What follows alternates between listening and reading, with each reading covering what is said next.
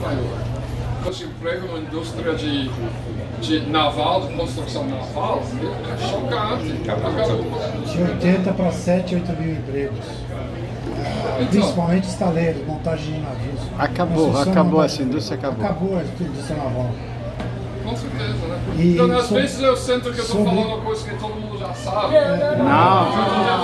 Não, continua. Sobre o submarino nuclear, existe uma empresa chamada Amazônia Azul que trabalha nesse projeto submarino nuclear e também no mapeamento dessa nova fronteira marítima, e estão descobrindo ouro, urânio, uma série de minérios ao longo da costa brasileira, além de mais petróleo que está aparecendo agora, Sergipe, Alagoas, etc.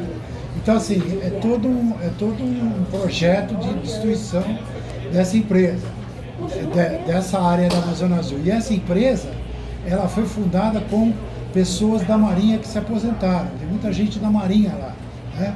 E eles estão, assim, na iminência de perder o projeto de submarino nuclear, de parar completamente. E o submarino nuclear é a única estratégia de defesa de todo esse continente azul que a gente chama. Essa E o Amazônia. chefe, o maior cientista nuclear do Brasil foi preso.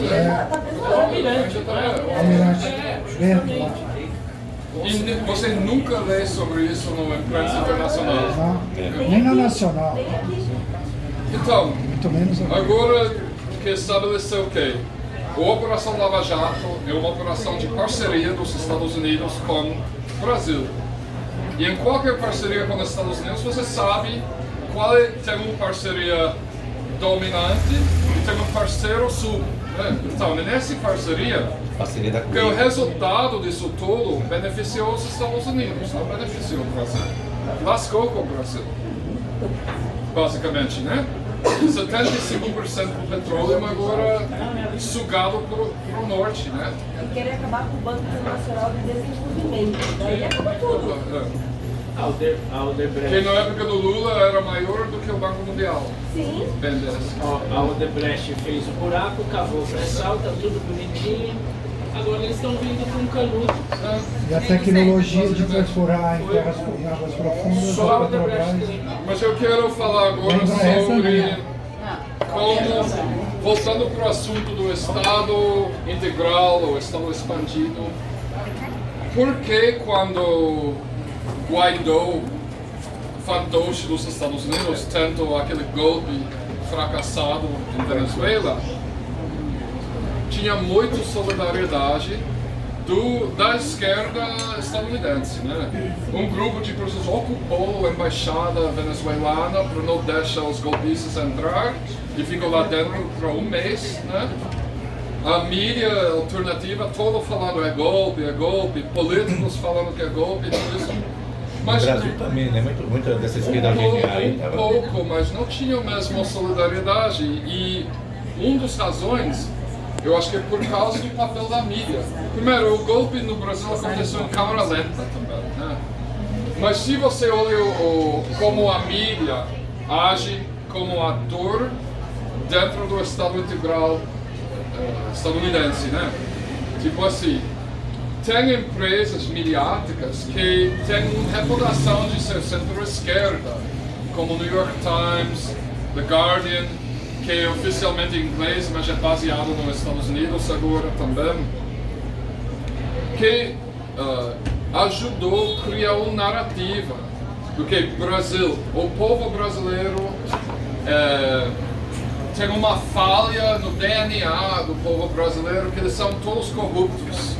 E o Brasil é um país que sempre foi corrupto, mas nunca foi um escândalo de corrupção tão grande como essa coisa envolvendo o PT. Eles começam a construir esse narrativo. E que eu vi nesse processo de 2014 até 2017, que a imprensa da esquerda, autodeclarada burguesa dos Estados Unidos, criou uma contra-narrativa que fortaleceu o narrativo burguês, hegemônico, que era que a razão por que o golpe aconteceu foi pela crise de legitimidade do PT, porque eles eram um governo neoliberal que eles traíam o classe trabalhador, que eles não são realmente da esquerda, e tudo isso que vem. Tem uma publicação chamada Jacobin, que se diz que é marxista, que abriu no Brasil agora, né? Eu e 2 professores estadunidenses que falam português, então, que são pessoas que moram no Brasil, a gente fez um levantamento de 38 matérias publicadas entre 2014 e 2017 no Jacobin. Todos os 38 atacaram o PT. Muitos deles atacam o CUT. Quando eles falam do movimento social, era só o MTST. Que naquela época, alguns setores da burguesia achou que o MTST iria virar contra Lula, sabe?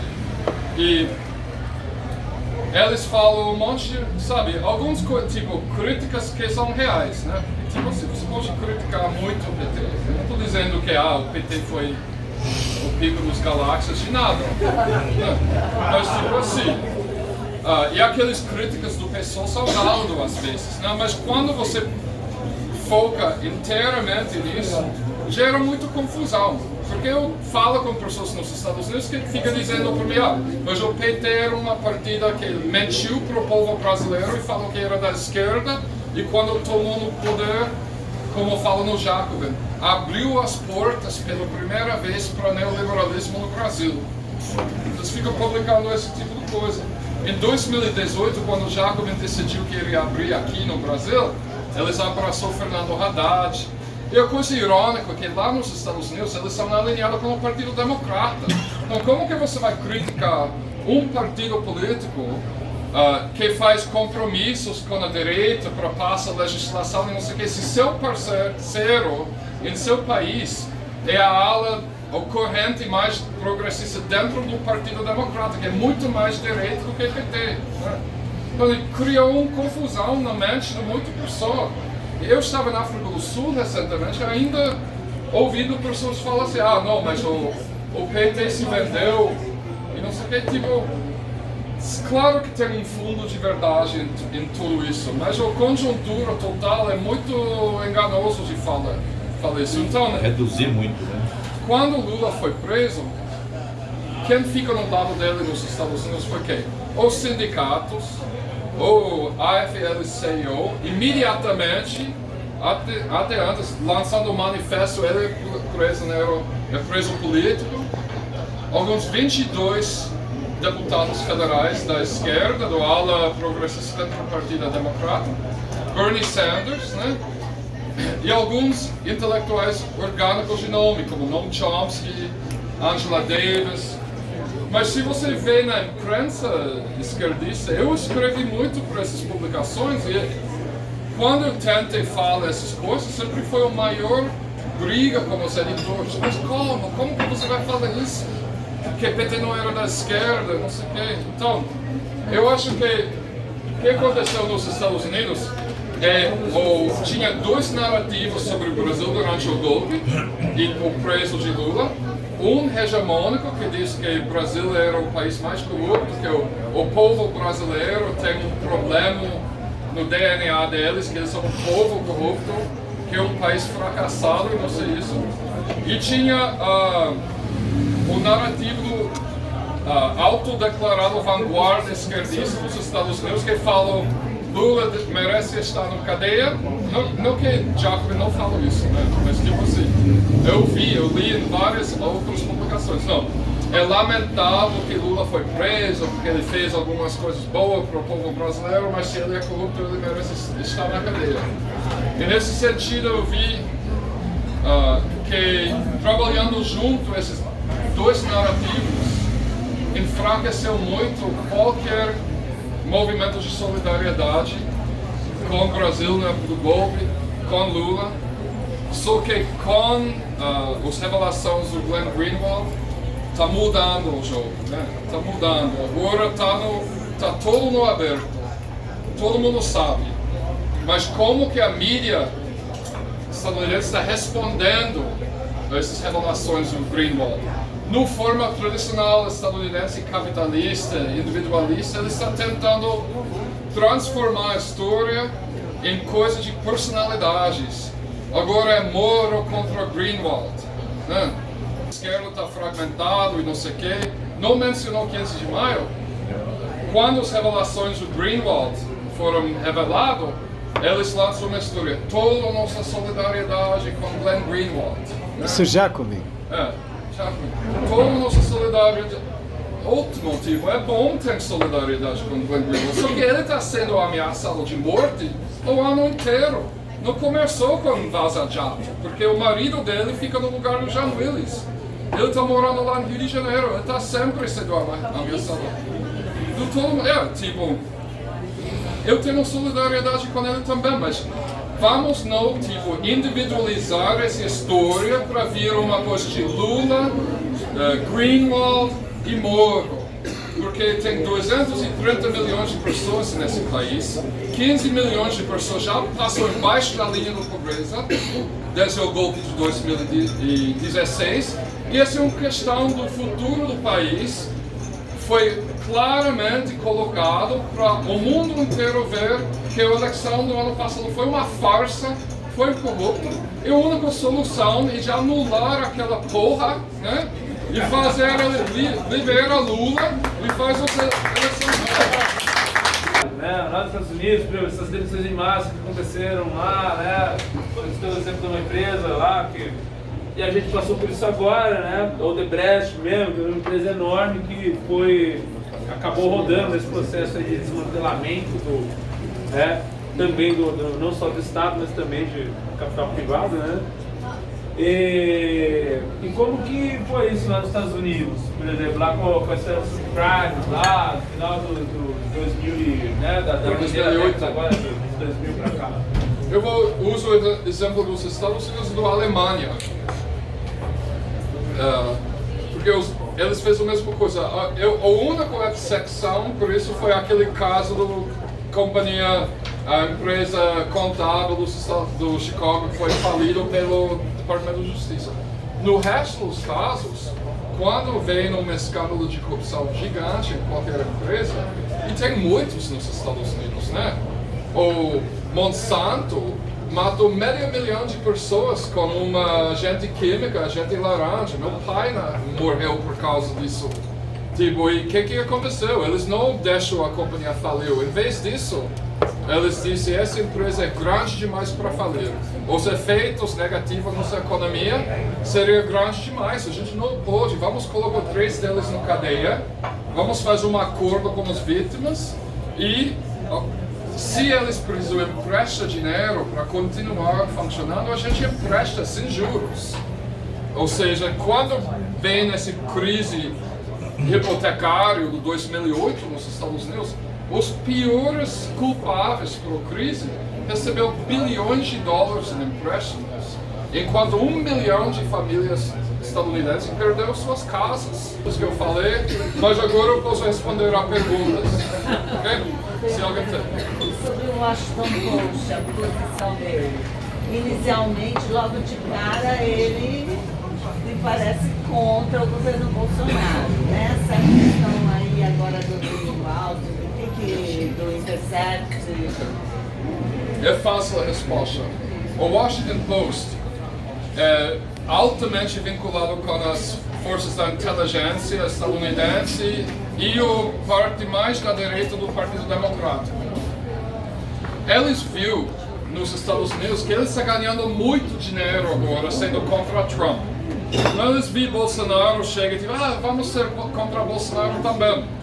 Mas o jeito que eles criticam Bolsonaro não é numa forma que critica a estrutura que por Bolsonaro no poder. Eles não estão criticando as reformas do Bolsonaro. Eles estão falando, olha que ele tweetou hoje, ele falou que vai armar a população. Eles não falam sobre... O Washington Post abertamente apoia as reformas de Providência. Né? Eu tinha uma matéria, eu fiz uma entrevista de rádio hoje, dos Estados Unidos, e a mulher falou que eu não sei se fosse Rádio Público Nacional, NPR, lançou uma matéria dizendo que é uma pena que essas revelações aconteceu, mostrando que a eleição foi uma farsa, porque as mudanças estruturais no Brasil são tão importantes. É tão importante para o Brasil ter um judiciário independente. E agora tem o risco que o povo brasileiro vai perder a crença no judiciário. E nem como você veja que Globo fala, tipo, Globo e muita imprensa que fica focada, tipo, quem vazou as informações? Foi um crime, foram vítimas de crime. E eles ficam sempre diminuindo a história, né? Por exemplo, depois do 15 de maio, The Guardian falou dezenas de milhares de brasileiros foram para a rua contra Bolsonaro. E vocês sabem, a gente sabe, foi 1,8 milhões. Né? Quando eles fizeram as manifestações pro Bolsonaro, o Guardian falou milhares, dezenas de milhares de pessoas foram para a rua em apoio do Bolsonaro. Eles estabeleceram uma falsa equivalência entre duas manifestações de tamanho muito diferente. E ele está fazendo tudo para abafar esse escândalo lá fora, como ele está fazendo no Brasil. Porque quando você fala tipo assim, Estado integrado dos Estados Unidos, se você vai expandir isso, você precisa incluir a classe comprador brasileiro. Né? Os entreguistas brasileiros fazem parte dessa organização. A mídia inglesa faz parte disso, numa forma tipo quase subimperialista, né? Tem os subimperialistas, não é? Capitalismo internacional não é limitado num estado só. O que ele está fazendo no globo para abafar esses vazamentos? Pode crer que a mídia internacional está fazendo a mesma coisa. E às vezes até a imprensa que diz que é da esquerda lá, que é mais frustrante ainda, né? Eu não sei se vocês viram o escândalo que eles estavam mentindo sobre o diesel deles, que era um diesel limpo, era mentira, né? O que eles fizeram? Colocou 3 empresários na cadeia, merecidamente, né, que eram responsáveis, mas eles não penalizaram os trabalhadores. Eles falaram, não, Volkswagen é importante demais para a economia da Alemanha para deixar a companhia falir. Então, o que aconteceu com o Odebrecht foi sabotagem econômica. Né? O que aconteceu com a indústria naval foi sabotagem. Porque, como o PT falou no União Europeia, o Parlamento, antes de ontem, essa foi uma operação tática para acabar com a concorrência dos multinacionais norte-americanos, basicamente. Né? Se o Petrobras falir, ou Chevron, ExxonMobil, British Petroleum, eles ficam como o resto. Né? O comportamento dos Estados Unidos em relação aos países do mundo todo, mais especificamente no Brasil, é que em 64 os Estados Unidos já preparou e fomentou o golpe de 64. Passado todo esse tempo, novamente os Estados Unidos apresentam no Brasil e faz um novo golpe de Estado. E como está fazendo também nesse momento contra a Venezuela, está em várias pontas. Né? Bolívia, Argentina, Chile. Isso. Recentemente nós tivemos um outro professor aqui que veio falar a respeito da guerra híbrida. O que dá para perceber é o seguinte, que parece que os Estados Unidos têm nos seus arquivos lá vários planos. Dependendo do país, da conjuntura e daquele momento, utiliza-se determinados planos. Que na Venezuela tentou se fazer dar um golpe no Maduro ou no chavismo, utilizando também da mídia, mas de forma assim palatável para a população, trazendo a população. Não conseguiram, ainda bem. Agora, no Brasil, eles tiveram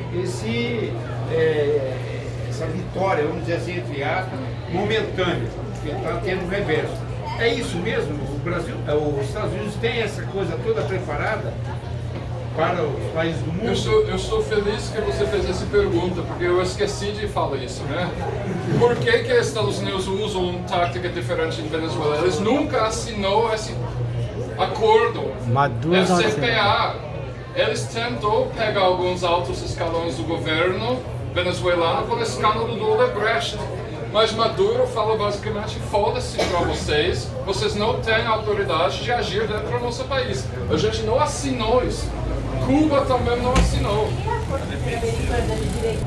Sobre Porque bota esses os... fatos que vem acontecendo, né? Não só no Brasil, mas também em outros países da América Latina, as intervenções que os Estados Unidos vêm buscando fazer. Alguns analistas, até o pessoal do 247, o Max Escobar é um deles que Escobar tá no 47? coloca em termos de uma guerra comercial também dos Estados Unidos com a China e a Rússia.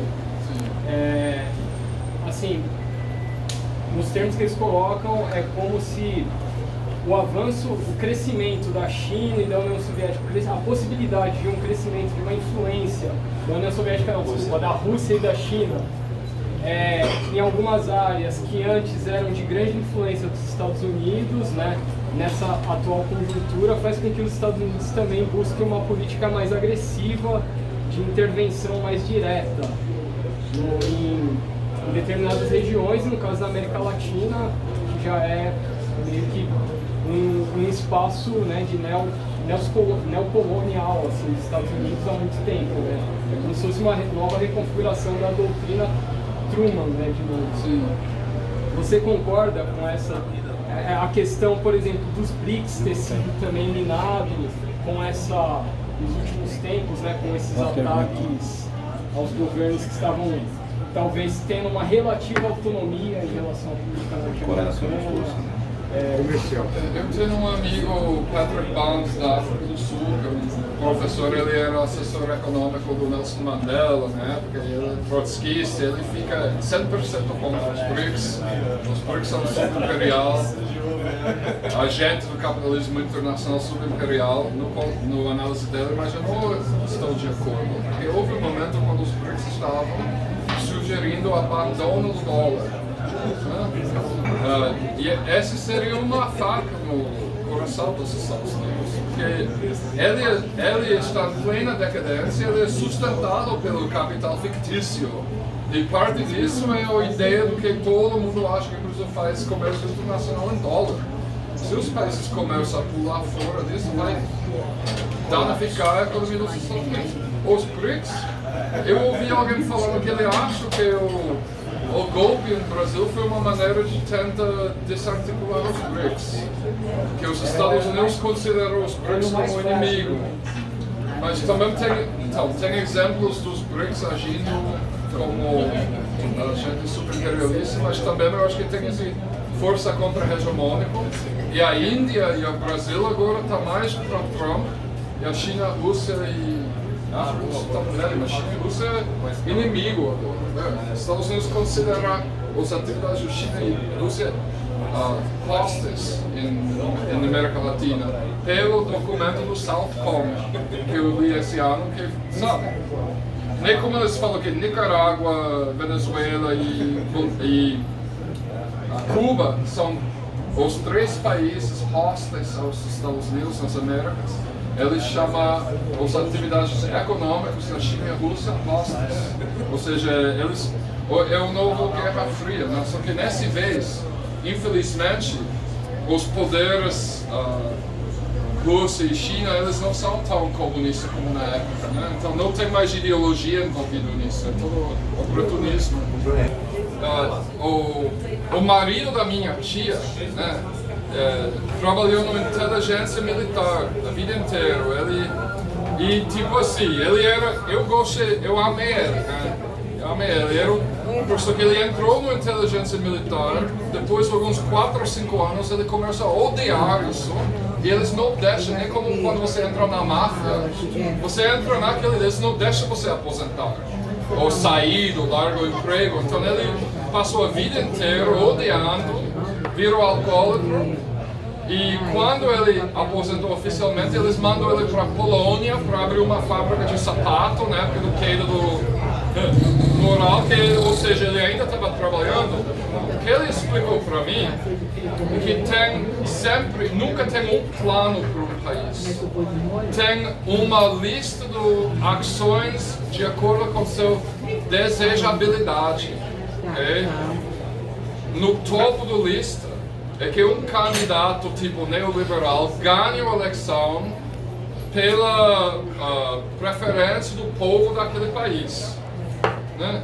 Se esse não funciona, o segundo item na lista é tipo, vamos apoiar esse candidato neoliberal.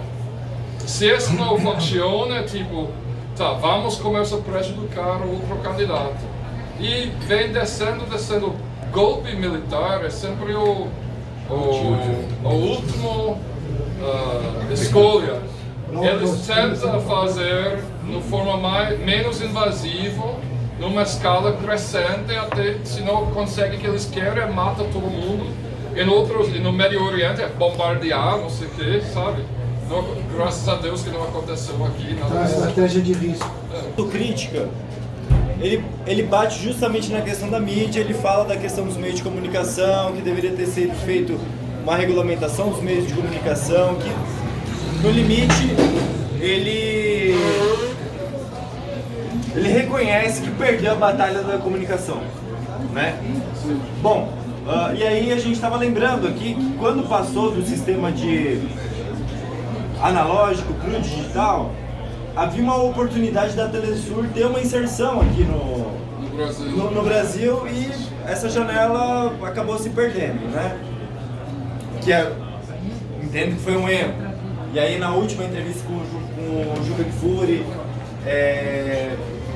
ele falou de criar ele gostaria que a EBC poderia ter tido esse caráter latino-americano, de produzir outros conteúdos, né? Enfim, ele fez uma crítica à composição da curadoria, né? Enfim, hoje a gente acho que é uma pena, né? A pessoa não passar aqui no Brasil, mas qual que é a batalha, né, para assim no curto prazo? Mas sobre como a esquerda deve agir em termos midiáticos agora no curto prazo, eu acho que a conjuntura é complicada, pois as pessoas ficam sempre falando na internet, mas quem é dono dessas empresas que controla todas as comunicações na internet é toda da direita. Eu estava conversando com o Leonardo Atushi ontem sobre isso. Quando eu assisto um vídeo no 247, no meu televisão Smart TV, normalmente o próximo vídeo, se eu deixo ele rolar, o próximo que aparece é o Olavo de Cavalo. Porque eles ficam mexendo com os algoritmos para sempre favorecer um pouco a direita. Então eu acho importante, não esquece o conhecimento dos pessoas mais idosos, que lembram a época do ditador, que sabem como comunicar em células, sem usando a internet, para organizar manifestações. Porque quando você está na internet, você está sempre vigiado também. Até o Moro foi vigiado, eu não sabia, né? Então, eu acho que tem muito conhecimento dos pessoas mais velhos e deve, nem como é uma guerra híbrida, deve ter algumas táticas híbridas de misturar táticas da época da resistência da ditadura com a idade da tecnologia moderna, mas eu acho que a organização do base deve ser feita sem internet. Brian, uma pergunta que todo mundo quer saber.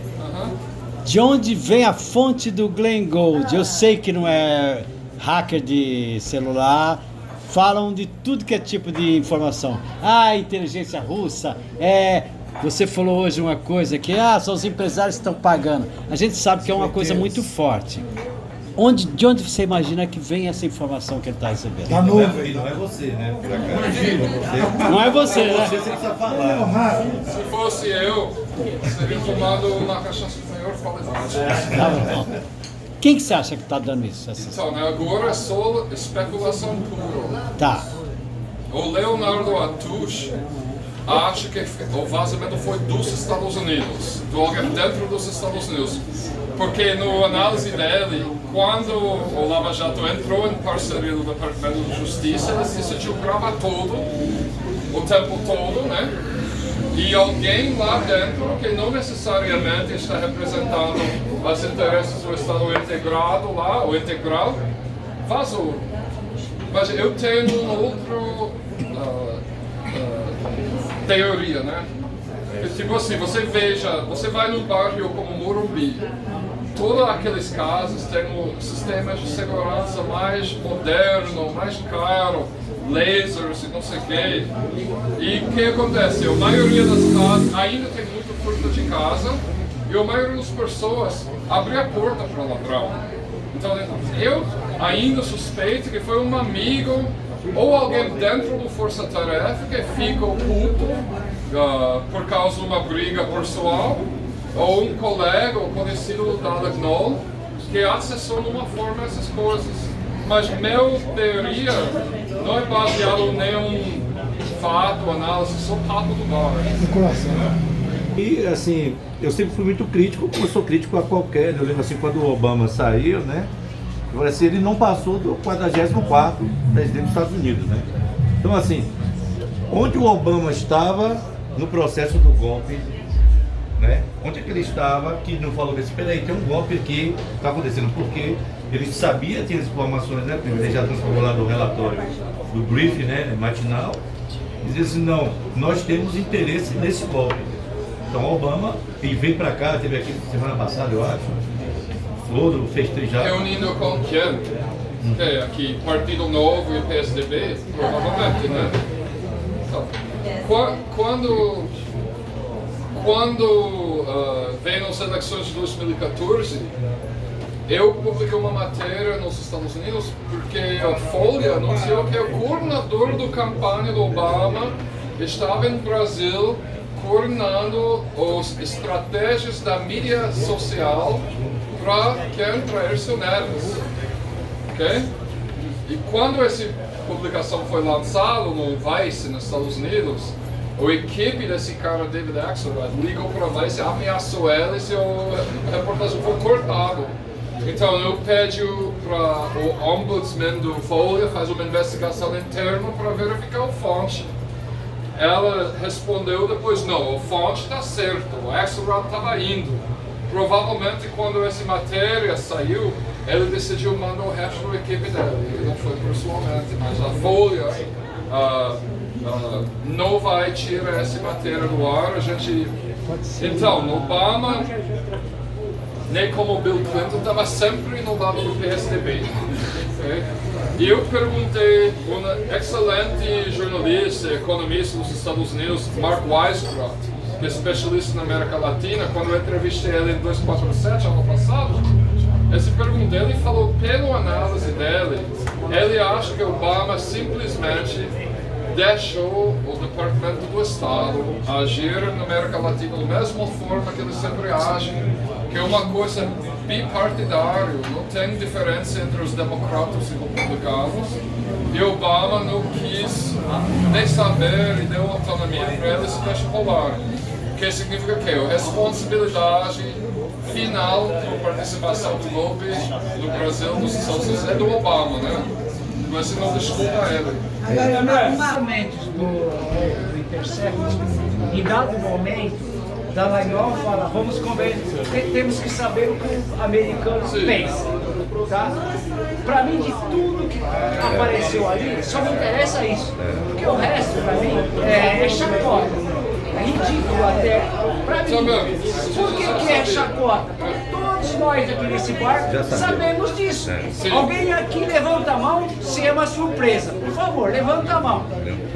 Não é surpresa para ninguém que está aparecendo. E pode aparecer toneladas e toneladas de coisas que para ninguém é surpresa. Grande merda o que o Greenwald está apresentando. Grande merda no sentido para nós. Nós vamos ver um monte de coisas aparecer que a gente já sabe e que você sabe também.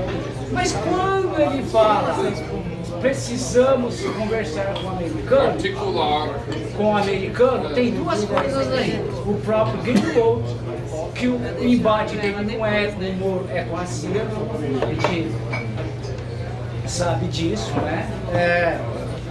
E que é exatamente isso, porque para nós sim é uma coisa diferente, é uma coisa que a gente não conhece e não tem, assim. Tudo que é do Brasil, toda essa meleca aí, a gente sabe, cara, a gente sabe disso, como é que se mobiliza as coisas. Que o jornalismo não faz, né? Que eles eram um amiguinho do outro, que um Moro estava instruindo, sim, que ele não, que o Moro não é lava-jato, ele é juiz, caralho. Lava-jato é outra coisa. Ele é juiz, ele tinha que julgar uma coisa. Isso que nós sabemos. Mas a gente não sabe, nós não sabemos como que se dá. Que porra é essa de conversar com um americano? Articular. É isso. Você é um americano, caralho. É isso. Não dá essa merda depois, É isso que minha esperança.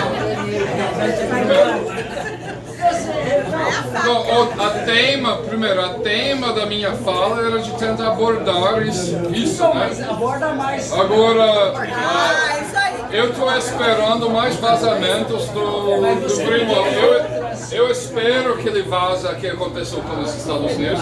Eu temo que ele vai fazer um tipo de acordo. Eu não, Greenwald, talvez com os Estados Unidos, para não vazar aquelas informações. Eu temo isso, porque afinal, Teme, desculpa, eu não falo. Temer. Mas, Esse é o que a gente quer conhecer. É esse elo. sim, É isso que todo mundo quer saber. Porém, o PT oficialmente acusou os Estados Unidos de coordenar o Lava Jato antes de ontem no parlamento. Vai no site deles, eles têm 13 arquivos zipados comprovando isso, mais o relatório que Paulo Pimenta leu, né? E fora disso, eu só aguardo que ele vai vazar. Agora eu quero encerrar, né? Porque eu vou ficar aqui bebendo e vamos mudar essas conversas para paralelo. Porque eu sei que tem pessoas que querem ouvir música também na máquina, que investiga.